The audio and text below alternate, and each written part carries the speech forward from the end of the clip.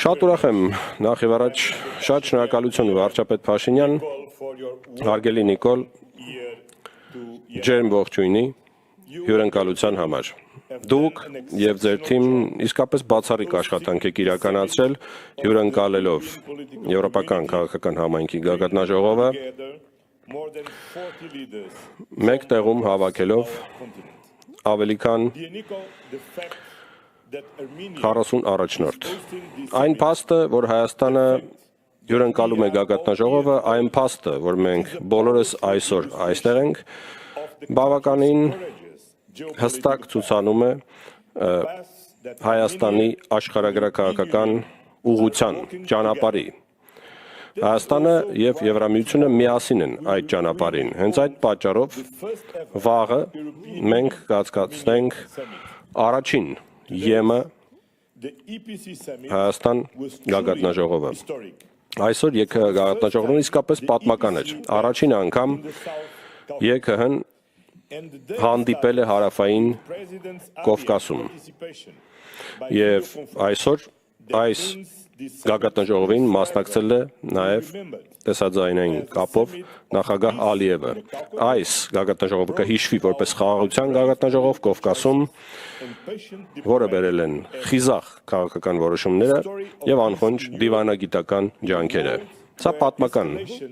իրադարձություն է մի աշխարհում, որտեղ էսկալացիաները եւ պատերազմը կարծես թե գերակայում են։ Անհրաժեշտ է տոնել այս հնարավորությունը։ Կա եվրոպական ոչ գործ անելու, խոսքս բազմակողմանիության մասին է, դրա առանցքում ՄԱԿ-ի համակարգերն են եւ հարգանքը միջազգային իրավունքի նկատմամբ։ Ներկայիս աշխարհագրաքաղաքական կոնտեքստում ակնհայտ է դառնում գնալով, որ մեր աշխարհամասին պետք է 360 աստիճան տեսլական անվտանգության հարցերի նկատմամբ այստեղ հանդիպելով Հայաստանում, հարավային Կովկասում, այդքան մոտ լինելով մերձավոր արևելքին, եւս մեկ անգամ հիշում ենք, որ պատերազմը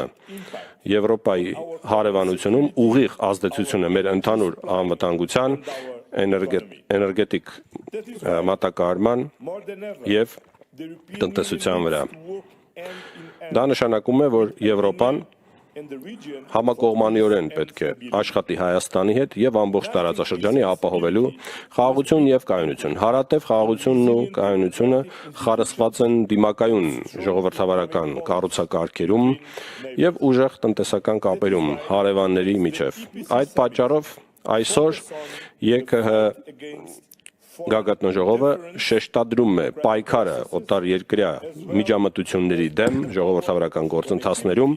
եւ ընդգծում փոխկապակցվածության ուժը ստեղծելու փոխշահավետ տնտեսական գործընկերական հարաբերություններ։ Միաժամանակ շարունակում ենք հետապնդել արդար հարատև խաղաղության նպատակը Ուկրաինայում, հենց այդ պատճառով աջակցությունն Ուկրաինային մեր ուշադրության առանցքում է նույնպես։ Ահա այսպիսին էր ուղերձս նախագահ Զելենսկուն այսօր։ Առաջին հերթին Եվրամիությունը կանգնած է Ուկրաինայի կողքին, այնքան որքան հարկավոր է, հասնելու հարատև արդար մնայուն խաղաղության, հարգելով Ուկրաինայի տարածքային ամբողջականությունն։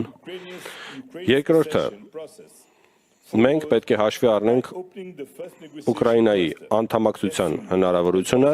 բացելով բանակցությունների հարթակը հնարավորին չափ շուտ։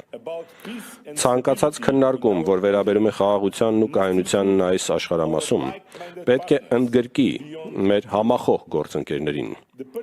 Եվրոպայի սահմաններից դուրս։ Կանադայի վարչապետի Մարկ Կարնեի մասնակցությունն այսօրվա գագաթնաժողովին իդեպ ընդգծում է առաջին անգամ աննախադեպ ոչ եվրոպական երկրի մասնակցությունը ԵՔՀ գագաթնաժողովին, ինչը քաղաքական տեսանկյունից իսկապես նշանակալի է։ Սա արտացոլանքն է ուժեղ եւ զարգացող դաշնակցական հարաբերությունների Եվրոպայի եւ Կանադայի միջև եւ հիշեցում, որ միջազգային իրավունքի եւ կարգի սկզբունքները, բազմակողմանիությունը, ՄԱԿ-ի համակարգերի աջակցությամբ իրենց սրտում փայփայում են այն նպատակները, որոնք մենք ունենք այսօր մեր սրտում։ Ավարտելով, այսօրվա գագաթնաժողովը այս տարածաշրջանում ցույց է տալիս, որ Եվրոպայի աշխատավոճը դիվանագիտությունն է, բազմակողմանիությունն է եւ հարգանքը միջազգային իրավունքի նկատմամբ, եւ դա իսկապես արգասաբեր է։ Դա նպաստում է խաղաղությանը։ Ես կցանկանայի եւս մեկ անգամ շնորհակալություն հայտնել վարչապետ Փաշինյանին այս գագաթնաժողովի հյուրընկալման համար, ԵՔՀ-ի գագաթնաժողովի, դրանից զատ նաեւ օգտվելու այս պատմական հնարավորությունից Հայաստանին մոտեցնելու Եվրամիությանը։ Վերջինը միտված է մեր իռլանդացի գործընկերոջը Միխալին։ Նշեմ, թե իսկապես անհամբեր սպասում եմ Իռլանդիայում հաջորդ ԵՔՀ գագաթնաժողովին։ Վստահ եմ, այն կլինի նույնչափ հաջողված, ինչպես այսօրվան Երևանում։ Շնորհակալություն։